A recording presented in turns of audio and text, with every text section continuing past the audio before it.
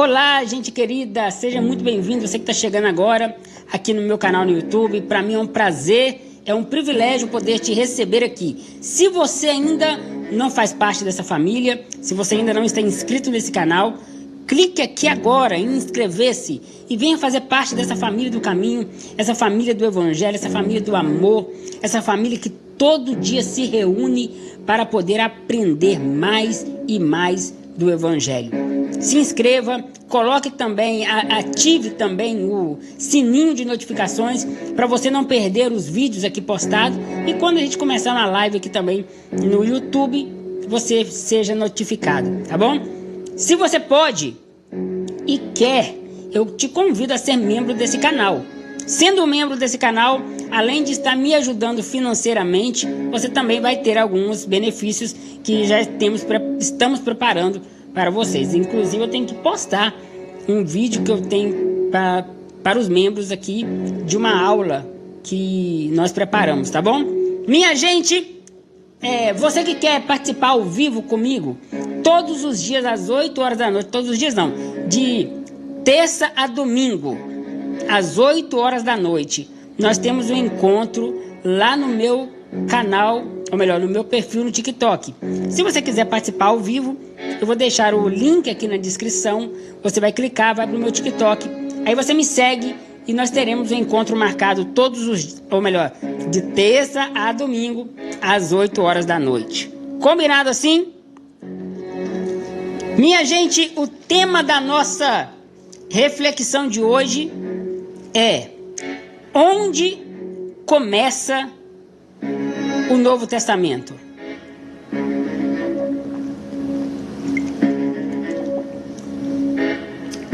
Se você pegou aí a Bíblia, o caneta, o papel, anote aí, é uma pergunta. Onde começa o Novo Testamento? Se eu fizer essa pergunta para a maioria das pessoas, a resposta da maioria será: ora, Charleston, o Novo Testamento começa no início do Novo Testamento, que está aqui na Bíblia, né? Com o livro de Mateus, o Evangelho de Mateus, Marcos, Lucas e João. A maioria das pessoas acreditam que, conforme está na Bíblia, a configuração que está aí na sua Bíblia, o Evangelho, ou melhor, o Novo Testamento, começa com Mateus. E isso é um problema muito grande, sabe por quê, minha gente? Porque aí as pessoas leem Mateus, leem Marcos, leem Lucas, leem João e veem Jesus falando ou fazendo alguma coisa e dizem assim: olha só, mas na Nova Aliança ou no Novo Testamento, Jesus, ele validou essas coisas. Por exemplo, tem um texto que Jesus está criticando os fariseus que entregava o dízimo de tudo, porém não cuidava dos necessitados. E Jesus criticando esses fariseus, Jesus diz assim: ora, vocês deveriam fazer isso, deveriam fazer o quê? Entregar o dízimo, mas não deveriam negligenciar o mais importante da lei, que é o amor. Aí alguém que acredita que o Novo Testamento começa com Mateus, vai dizer assim: tá vendo? Jesus validou o dízimo na Nova Aliança. Porque aqui em Mateus, eu nem me lembro se é em Mateus que ele diz isso, mas vai dizer, porque aqui no Evangelho, Jesus está falando para os fariseus entregarem o dízimo. Só, minha gente, que Jesus viveu no Antigo Testamento. Tiago, que loucura é essa que você está me falando? Você vai entender se você ficar até o final dessa aula de hoje. Veja bem o que diz Paulo aqui em Gálatas, no capítulo 4 e no versículo de número 4. Você só vai conseguir entender essa aula de hoje se você pegar a sua Bíblia para acompanhar comigo, tá bom? Gálatas capítulo 4 e o versículo 4. Está escrito assim: Mas quando chegou o tempo certo, e só abrindo um parêntese aqui para explicar para você, a expressão tempo certo aqui em Gálatas, capítulo 4, versículo 4, no grego é kairos. Kairos é uma expressão para tempo. Existem algumas palavras para falar de tempo. As principais é cronos e kairos. Cronos é a palavra grega que fala de tempo no sentido de cronologia. Daí vem a palavra cronologia, né? É o tempo que se marca no relógio. Horas, minutos e segundos. Isso é cronos. Agora, kairos é um tempo que não é marcado no relógio. Kairos é um tempo propício, perfeito. É o tempo sem o qual, ou melhor, é um tempo que não existe outro tempo mais oportuno do que esse. Na tradução que eu tenho em mãos, o tradutor optou pela palavra o tempo certo, o momento certo. Quando chegou esse tempo certo, o kairos, Deus enviou o seu próprio filho, que nasceu de uma mãe humana. Agora preste atenção, nasceu de uma mãe humana e viveu debaixo da lei. Viveu debaixo da lei para libertar da lei os que estavam debaixo dela, a fim de que nos pudéssemos nos tornar filhos de Deus. Então a primeira coisa que eu gostaria que você fixasse aí na sua mente é que Jesus viveu debaixo da lei. E ainda hoje você vai entender o que significa viver debaixo da lei, tá bom?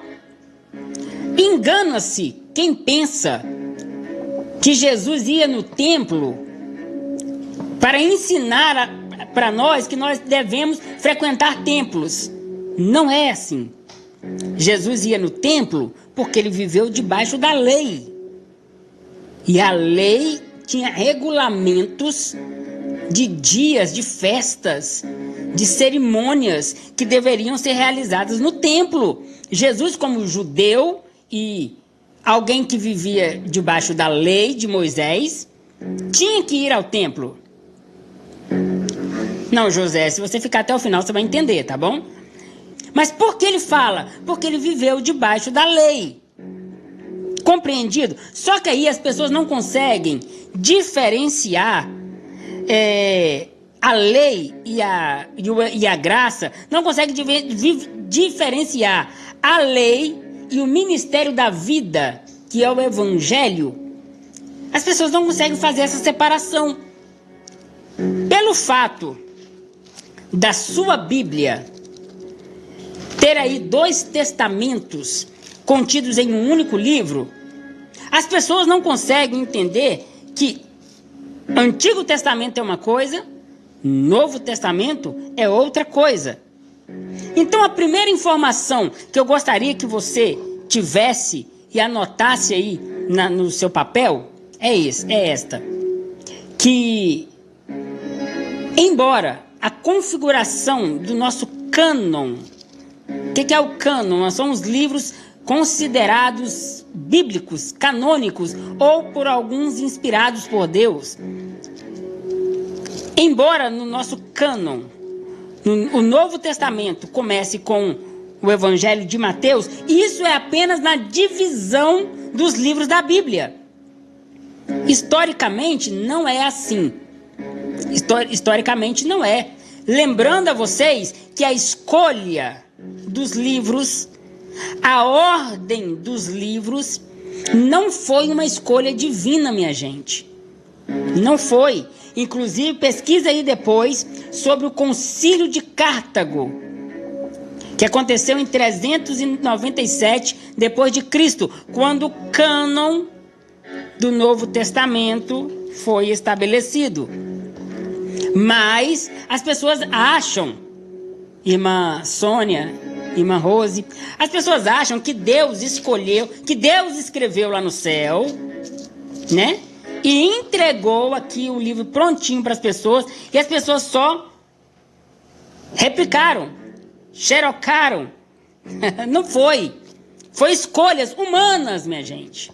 E eu já tenho uma aula, tá no meu canal no YouTube, de como foi a escolha dos livros da Bíblia, tá bom? Principalmente do Novo Testamento, que foi encomendado a escolha dos livros, a decisão de juntar os livros foi encomendado pelo imperador Constantino.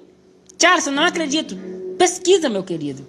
Você não tem que acreditar em mim, você tem que estudar. Você tem que pesquisar. Eu estava conversando com uma pessoa por esses dias, falando o seguinte, olha, o problema da maioria das pessoas é que elas acham que as coisas são como são hoje e sempre foram como são. E não. Por exemplo, no tempo de Paulo não tinha Bíblia. A igreja primitiva não tinha, gente, o evangelho de João, não tinha o evangelho de Mateus, de Marcos, não tinha o livro de Atos. Não, tudo que eles tinham era a carta que eles recebiam. E o Antigo Testamento não tinha o Antigo Testamento conforme nós temos aqui hoje. Na Bíblia evangélica, 39 livros. Na católica, 64, é isso? Confirma para mim se é 64 livros.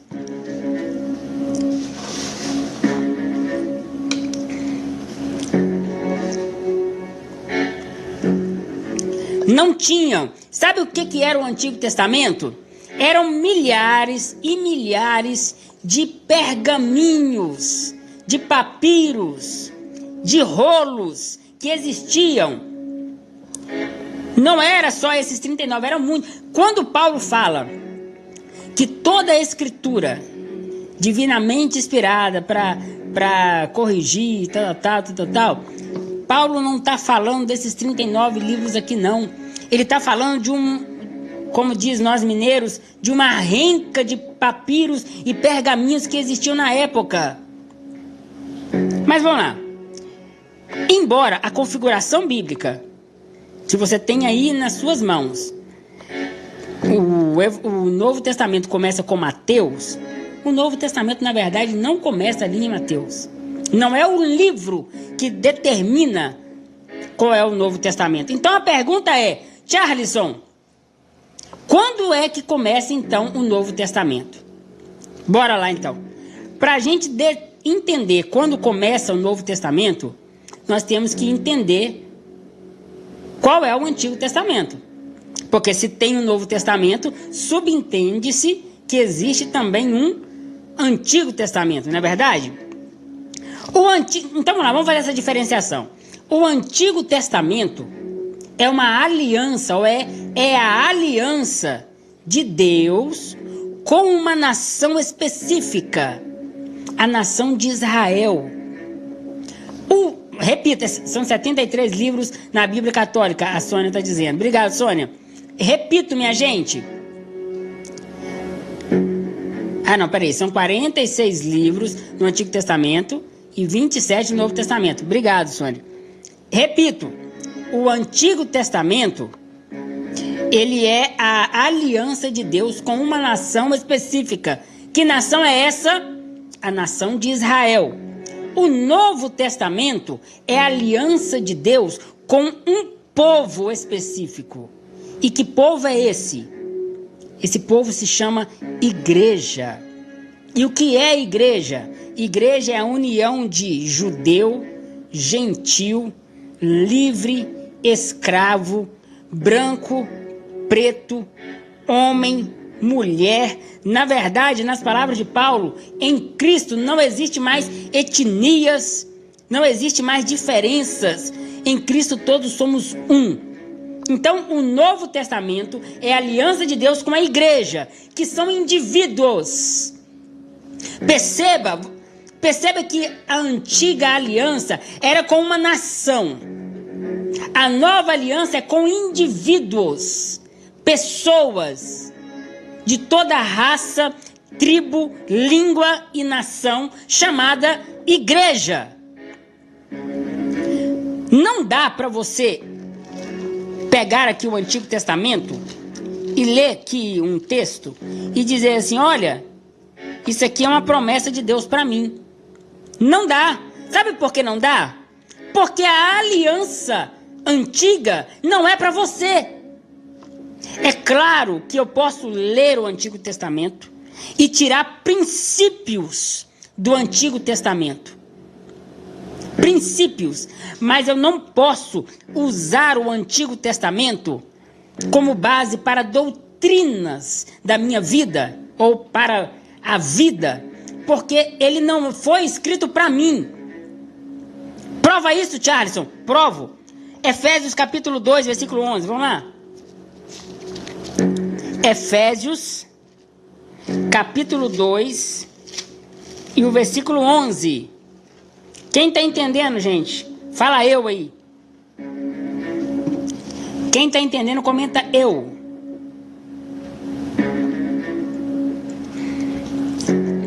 Aí, ó, o pessoal está entendendo. Efésios capítulo 2, versículo 11.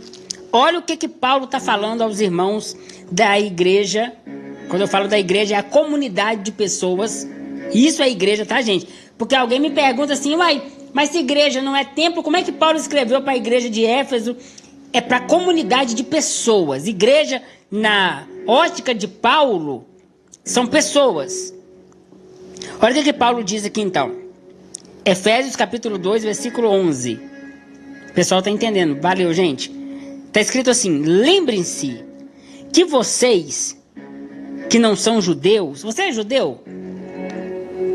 Quem aqui é judeu? Levanta a mãozinha para mim ver.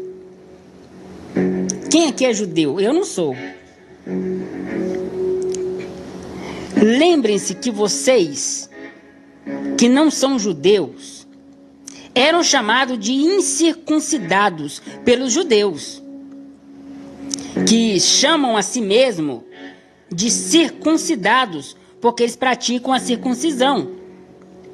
Lembrem-se que vocês eram no passado. Lembrem do que vocês eram no passado.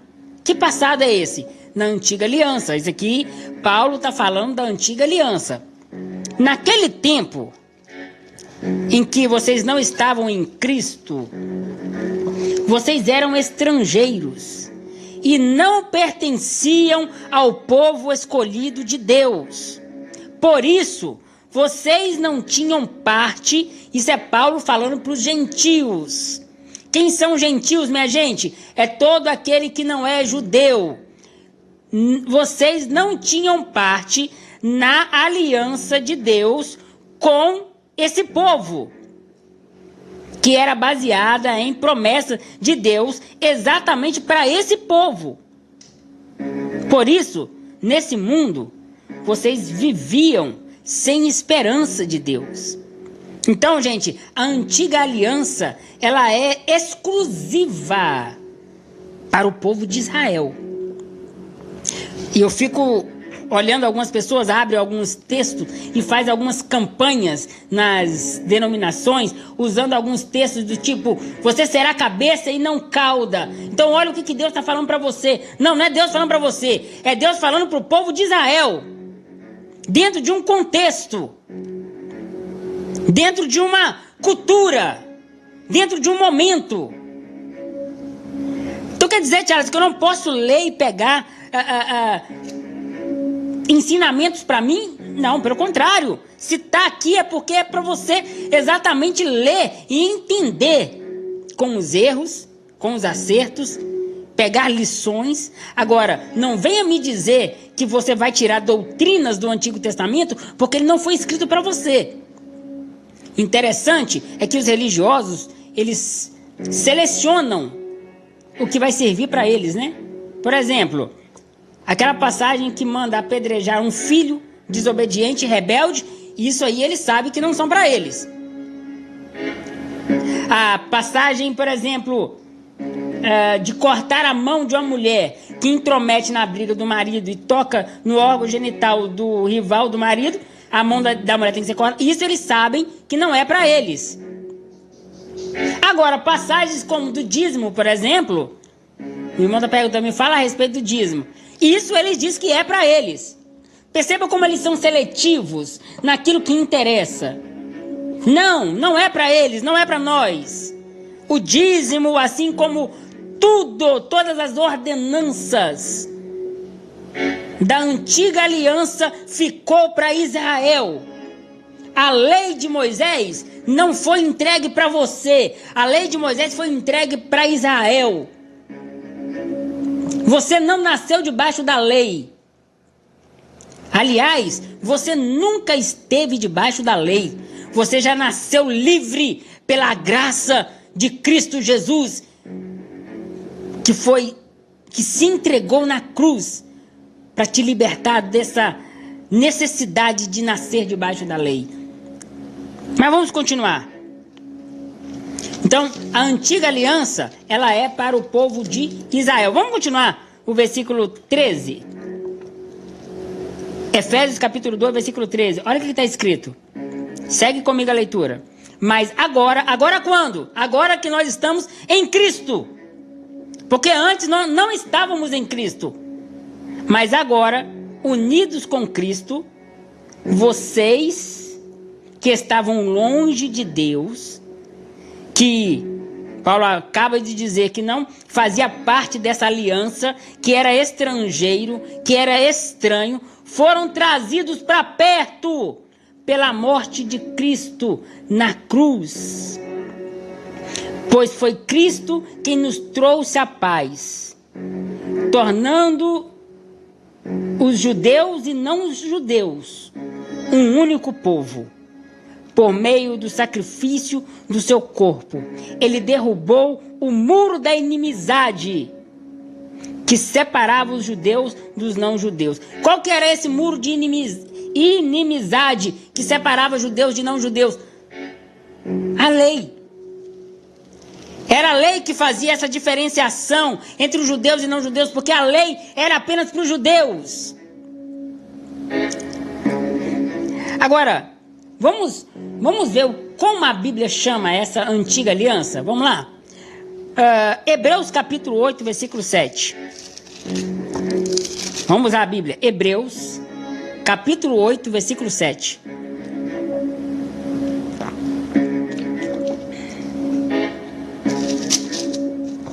Está escrito assim: pois se a primeira aliança, se você puder grifar aí na sua Bíblia, se a primeira aliança tivesse sido perfeita, não seria necessário uma nova aliança.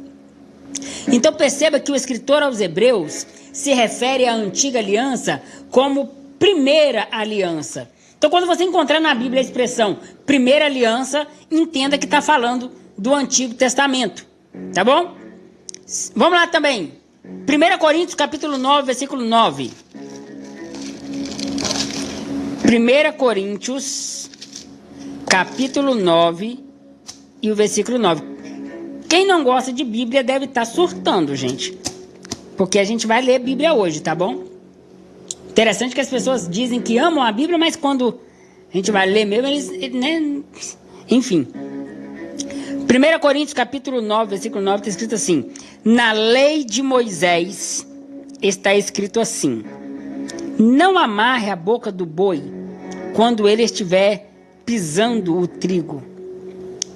Por acaso, isso é Paulo dizendo, por acaso Deus está interessado nos bois? Ou foi a nosso respeito que ele disse isso? Então, gente, quando Paulo usa a expressão lei de Moisés, Paulo está se referindo ao Antigo Testamento. Então nós já temos duas expressões que falam do Antigo Testamento. A primeira expressão é primeira aliança.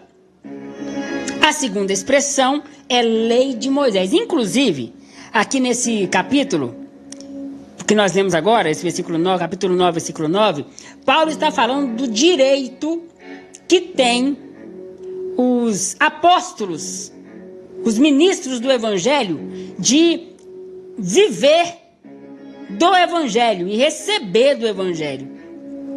Aí, a maioria desses pregadores de hoje, apóstolos, enfim, eles usam esse texto para dizer o seguinte: olha, eu quero viver da obra, eu quero viver do Evangelho. E fica daqui para ali pedindo dinheiro e né, estipulando ofertas. E eles usam esse texto e dizem, mas Paulo diz que não se pode atar a boca do boi enquanto ele estiver pisando o moinho. E isso quer dizer que aquele que está fazendo a obra, ele tem o direito de se alimentar da obra. Tá, Paulo disse isso mesmo. Mas se você continuar a leitura, você vai ver Paulo dizer assim: mas eu abro mão desse direito para não ser pesado a ninguém. O negócio é que eles não leem o texto todo, né? Se eles continuassem lendo, ele vai ver que o bom senso de Paulo fala mais alto. E você vai ver que Paulo, ele era fazedor de tendas, sua profissão ele fazia tendas, e ele trabalhava para não ser pesado a ninguém, tá? Mas, vamos lá. Terceira expressão sobre o Antigo Testamento, Romanos capítulo 3, versículo 19.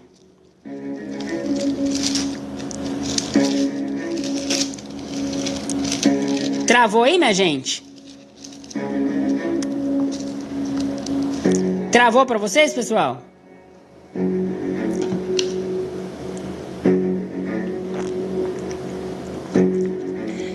Voltou, amém.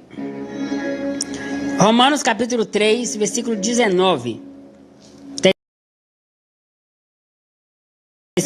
Nós sabemos que tudo o que a lei diz é dito para os que vivem debaixo da lei. Isto a fim de que todos parem de se justificar e a fim de que todas as pessoas do mundo fiquem debaixo do julgamento de Deus. Então a terceira expressão é lei, é a palavra lei. Então quando a Bíblia fala de lei, está falando do mandamento. Gente, está travando até para mim aqui, tá? Não sei o que aconteceu, se saiu ali embaixo, enfim. Quando a Bíblia fala de lei, está falando do Antigo Testamento. Interessante é que Paulo está dizendo o seguinte, olha, nós sabemos que tudo que a lei diz, ela diz para os que vivem debaixo da lei. O que eu acabei de falar agora há pouco para vocês?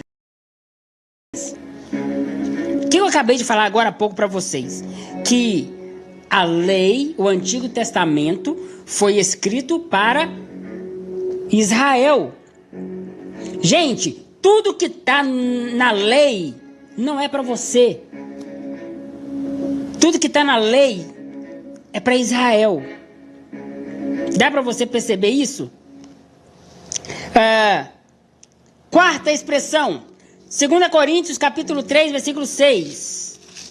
2 Coríntios capítulo 3, versículo 6. Está escrito o seguinte, olha. É Ele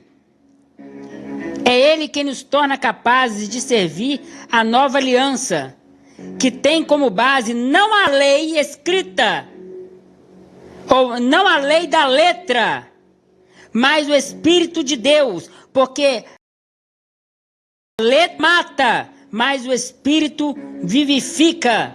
Essa letra que mata, quando eu decidi estudar a Bíblia, algumas pessoas vieram para mim e falaram o seguinte, olha, não estude porque a Bíblia diz que a letra mata. E eles acham que essa letra que mata é o estudo. E não. Quando Paulo diz que a letra que mata é a antiga aliança. É essa lei que é para morte, que é condenatória. Você está ficando doido, Charles? Paulo está falando isso. Olha o que ele fala aqui em 2 Coríntios, capítulo 3, no versículo 7 agora. Quando a lei que traz morte, olha só, quando a lei que traz morte foi gravada em placas de pedra, a glória de Deus apareceu e o rosto de Moisés ficou brilhando. O brilho do seu rosto já estava desaparecendo quando ele entregou as placas ao povo de Israel. Mas, mesmo assim, esse brilho era tão forte que os israelitas não podiam fixar os olhos em Moisés. Agora, se o domínio da lei veio com tanta glória, quanto maior glória é acompanha o domínio do Espírito de Deus. Olha o que Paulo diz, gente, que a lei trazia morte. Em outras traduções diz que esse era o ministério da morte. Perceba, minha gente, então quando a Bíblia fala de letra, a letra que mata não é o estudo, é a antiga aliança, que revelava o quanto o homem era e é pecador. Agora, um testamento, ele só tem valor com a morte de quem o fez, de quem atestou. Não é verdade? Vamos aqui em Hebreus capítulo 9. Hebreus capítulo 9, versículo 16 ao versículo 18.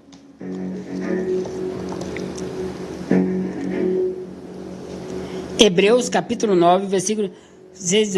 O pastor Romildo está perguntando: você honra seu pai e sua mãe? Eu honro meu pai e minha mãe, não porque tem uma lei dizendo honra pai e mãe. Eu honro pai e mãe porque essa é uma característica de alguém que nasceu de novo. Perceba que eu não ando pela lei. A lei do evangelho, ela é bom senso. Então, meu irmão, se eu honro pai e mãe porque tem uma lei, ou se eu não mato porque tem uma lei para dizendo não matarás, ou se eu faço alguma coisa porque tem uma lei dizendo não faça, cadê a nova criatura que habita em mim? Que precisa de uma lei para me doutrinar do que eu devo e o que eu não devo fazer. Compreende, meu irmão? Talvez não. Onde eu estava? Ah, tá. Hebreus capítulo 9, versículo 16. Até o versículo 18. Está escrito assim: onde há um testamento, é necessário provar que a pessoa que o fez já morreu, pois o testamento não vale nada enquanto estiver vivo quem o atestou. Só depois da morte dessa pessoa é que o testamento tem valor. É por isso que a primeira aliança, perceba, lembra que eu falei com você que quando a Bíblia fala de primeira aliança, está falando do Antigo Testamento? Então veja, versículo 18, é por isso que a primeira aliança entrou em vigor somente com o uso de sangue de animais. Sabe por que tinha sacrifícios? Para validar a primeira aliança. Vem aqui comigo em Êxodo capítulo 24. Vamos lá no Antigo Testamento? Êxodo capítulo 24.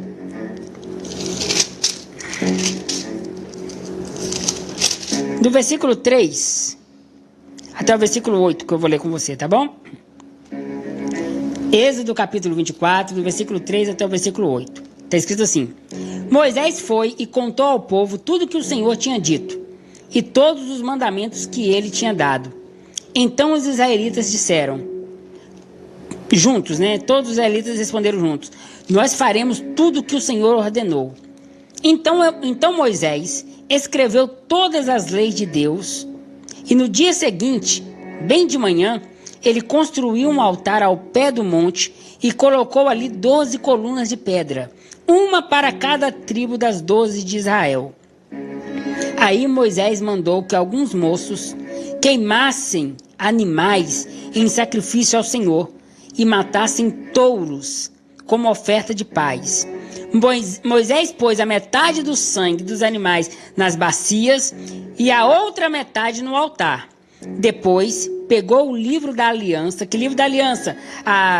As pedras, com os mandamentos, onde estavam escritos os mandamentos do Senhor, e leu em alta voz. E o povo disse: nós obedeceremos a Deus e faremos tudo o que ele mandar.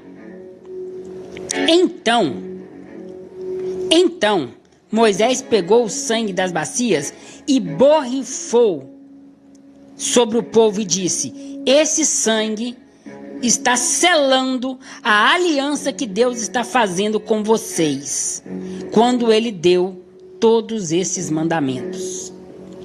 A primeira aliança também foi selada com sangue de touros, com sangue de animais, porque o escritor aos Hebreus diz que sem derramamento de sangue não há aliança, não há testamento. É preciso que alguém morra para que o testamento tenha valor. Agora, em que consistia essa antiga aliança? Em 3 coisas. A antiga aliança ou o Antigo Testamento, ele consistia em leis, templo e sacrifício. Essas 3 coisas movimentavam o funcionamento da antiga aliança. Eram as leis de Deus para o seu povo, povo de Israel. Era o templo onde tinha o ofício do sacerdote. E esse ofício do sacerdote, ele era exclusivo para uma tribo. Quem se lembra qual é a tribo exclusiva para cuidar do sacerdócio no templo? Fala para mim. Quem se lembra?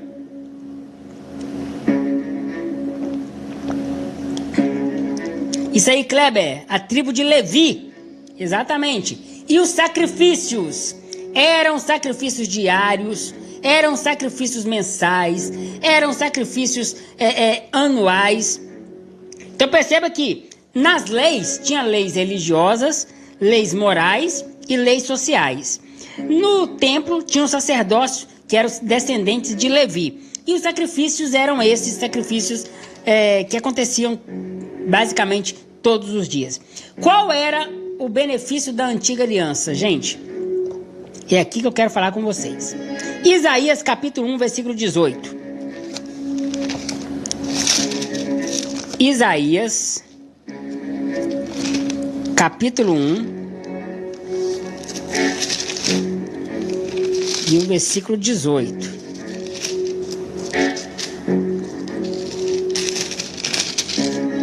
Olha o que está escrito. O Senhor diz: venham, vamos discutir um assunto. Os seus pecados os deixam manchados de vermelho. Um vermelho escarlate ou vermelho escuro. Mas eu os lavarei.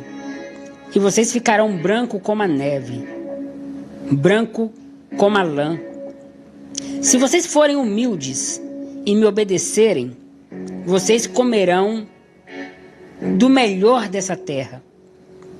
Mas se vocês forem desobedientes, vocês serão mortos na guerra. Gente, o benefício da antiga aliança era prosperidade e proteção.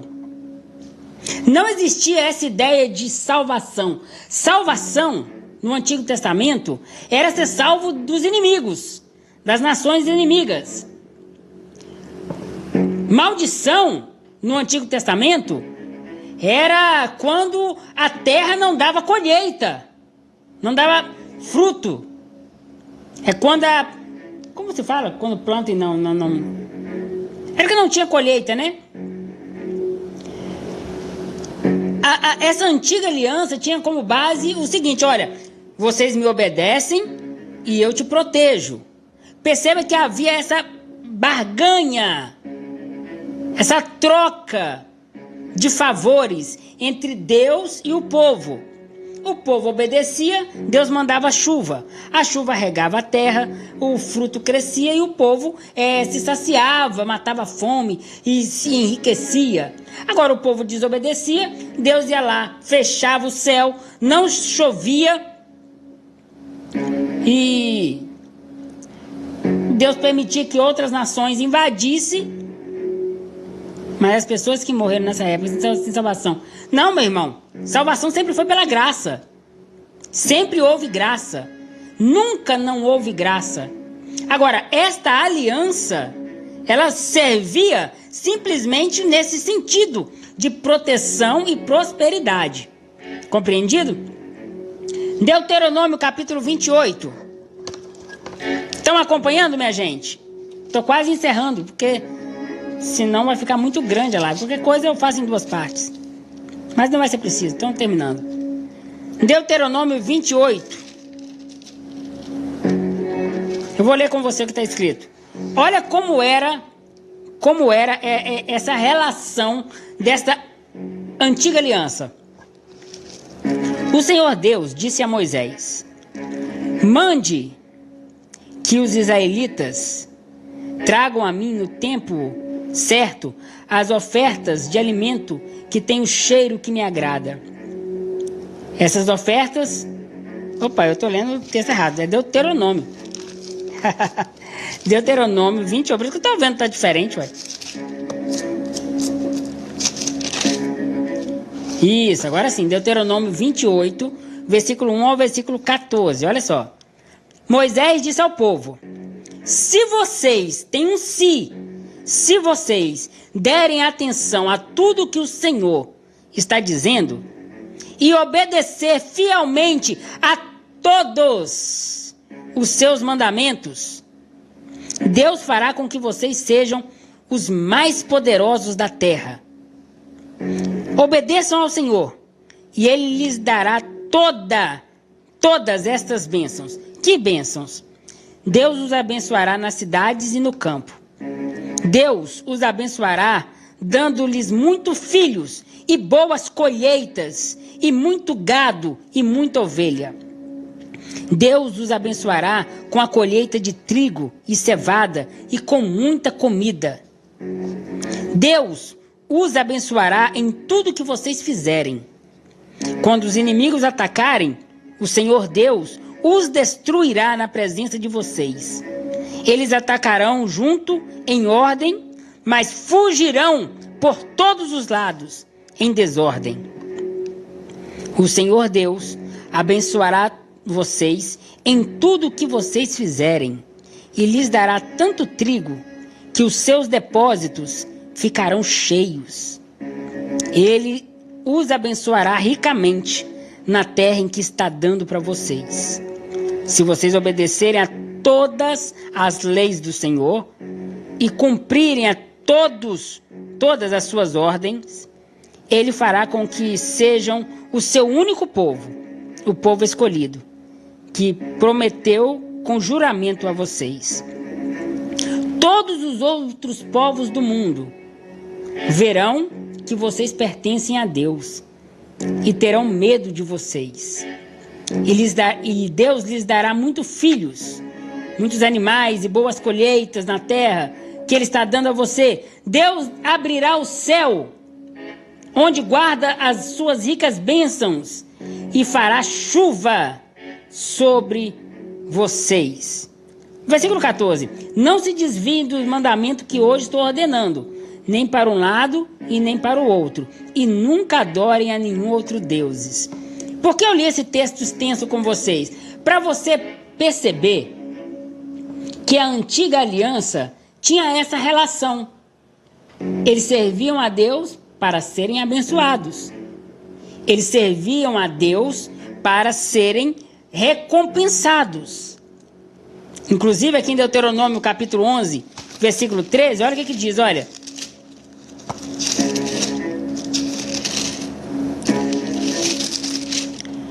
Deuteronômio capítulo 11, versículo 13, está escrito assim: portanto, se vocês obedecerem às leis que o Senhor está te dando hoje e servirem de todo o coração, Ele dará chuva no tempo certo, tanto chuva no outono como na primavera. Assim será boa as colheitas de cereais, de uva e de azeite, e haverá pasto para o gado de vocês. Então, gente, não tinha essa ideia de salvação espiritual. Essa aliança era prosperidade e proteção. Agora, partindo para o final da nossa reflexão, essa aliança ela já nasceu com prazo de validade. Jeremias, capítulo 31. Jeremias, capítulo 31.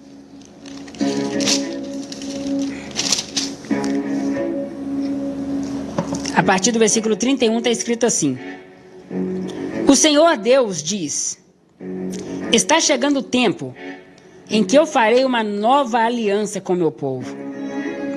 Essa aliança não será como aquela que eu fiz com os meus antepassados. Embora eu fosse o Deus deles, eles quebraram a minha aliança. Sou eu, Senhor, que estou falando. Quando este tempo chegar, farei com o meu povo uma nova aliança e porei a minha lei, não em pedras, mas no coração deles. Percebeu, irmão? Irmão que perguntou aí da lei, percebeu que Deus está dizendo, a minha lei não estará mais escrita, estará no coração deles. E eu serei o Deus dele, e ele será o meu povo. Eu vou ler o versículo 34. Pois eu perdoarei os seus pecados, e nunca mais me lembrarei das suas maldades. Deus já está dizendo que esta primeira aliança daria lugar para uma nova aliança. Uma aliança superior. Uma aliança que não viria mais com texto, com uma lei escrita em pedras, mas a lei agora estaria escrita no nosso coração, no bom senso. E aí vem Jesus. Eu estou agora acelerando para partir para o final, tá bom, gente? Vem Jesus.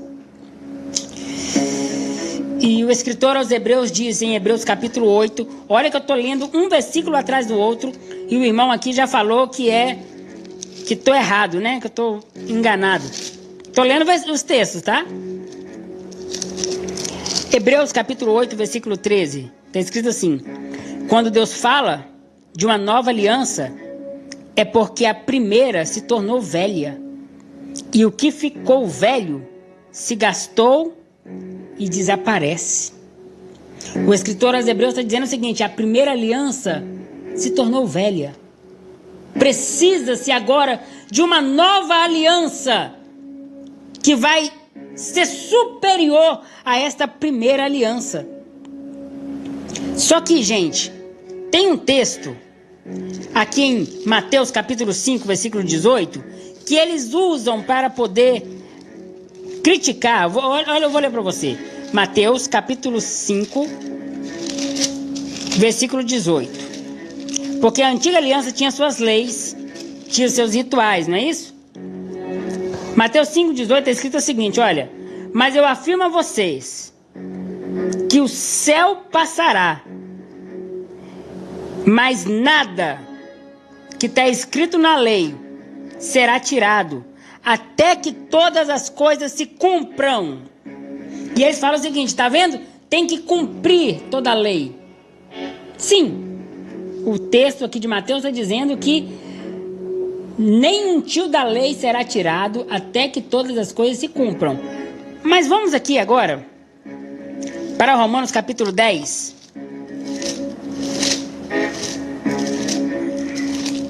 Romanos capítulo 10.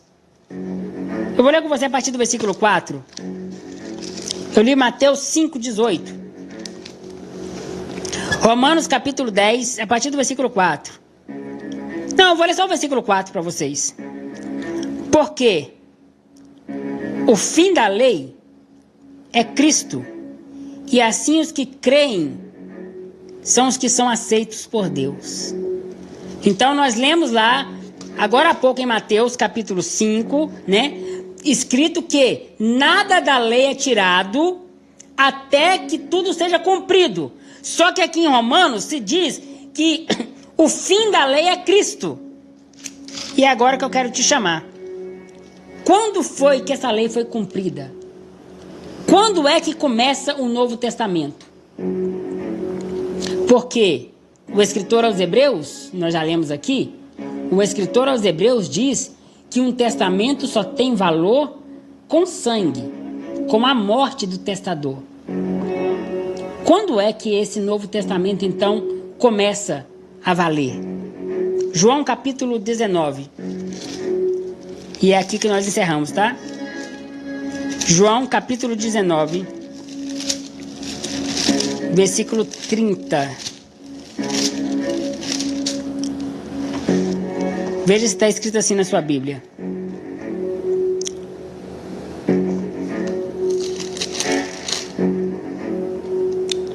Deixa eu achar que eu perdi. João 19:30 diz assim: e quando deram vinho para ele, e tomou o vinho, ergueu a cabeça e disse: está consumado. E abaixando a cabeça, morreu. A palavra está consumado aqui é tetelestai. A palavra tetelestai significa está cumprido, está feito, está pago, está pronto. Tetelestai é o cumprimento de toda a lei. Tetelestai é a libertação e é a transição da antiga aliança para a nova aliança. Tetelestai é o momento exato que Cristo está cumprindo a lei e está dando início à nova aliança. O Novo Testamento não começa com um livro. O Novo Testamento começa com uma prática, com um acontecimento. E que acontecimento é esse, Charlison? Com a morte de Jesus. Quando ele diz tetelestai, está pago, e morre, ele está rasgando o véu do templo de alto a baixo, abrindo um novo e vivo caminho. Agora, todos, não apenas Israel, mas todos aqueles que creem e descansam nesse sacrifício, se torna família de Deus, se torna igreja. E nesse sacrifício eles são unidos com Cristo. Quando começa o Novo Testamento, Charlison? O Novo Testamento começa com a morte de Jesus. Quando ele morreu, ele estava te dando vida. Quando ele morreu, ele estava te tornando filho de Deus. Quando ele morreu, ele estava te dando o direito de pertencer à família de Deus. Quando ele morreu, ele estava te incluindo nesta família. Ele estava te incluindo e te dando direito de herança. Quando ele morreu, ele estava te tornando em uma nova criatura. A partir de Cristo, a partir de então, você não nasce mais debaixo do pecado. Porque se o pecado é a transgressão da lei e Cristo cumpriu a lei, você nasceu na graça. Você nasceu livre para não pecar mais. Ou melhor, livre para não pecar. Livre para escolher não pecar. Livre para escolher não viver distante de Deus. Eu encerro dizendo a você: onde você vive? Na lei ou no evangelho? Onde você está? No ministério da morte ou no ministério da vida? Onde você está? Na lei escrita em pedras ou na lei escrita no seu coração? Porque a letra mata, mas o espírito dá vida. A letra mata, mas o espírito dá vida. E eu quero encerrar dizendo para você que Cristo morreu para te dar direito de viver nesta nova aliança, livre de toda obrigatoriedade, de toda necessidade de obedecer ritos, ordens, sacrifícios da lei. Porque Ele é o sacrifício. Ele e nele converge todas as coisas. Amém, minha gente querida.